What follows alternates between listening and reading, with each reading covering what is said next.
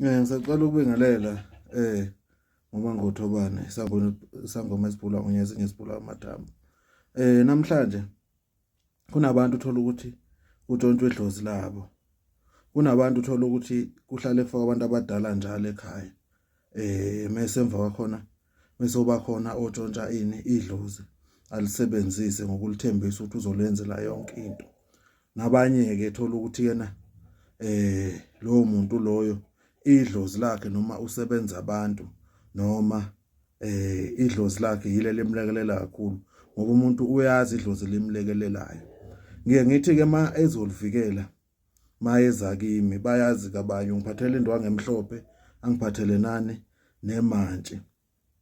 Mase ke ngimtshela ke enye into afanele ayiphathe eze ke sizofasa idlozi lakhe leyo mantshi kuyobe sehamba nakho eyanakho kubo mayesefika kubo ke bese ngimtshela ukuthi ekwenzeni lokho kusuke kuvikela ukuthi ithongo lakho lingatshontshwa idlozi lakho lingatshontshwa. Kuyenzeka thola ukuthi njengoba uhamba emgwaqeni wena kunezinto ezigqitshiwe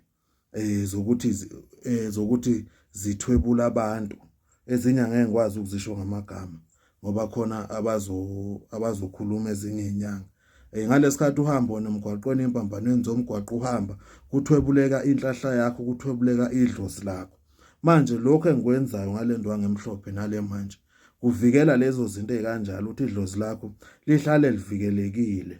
Ngifike ngikwenzeleke la ekhaya ngendlela yethonga ithonga lengifundise ngayo.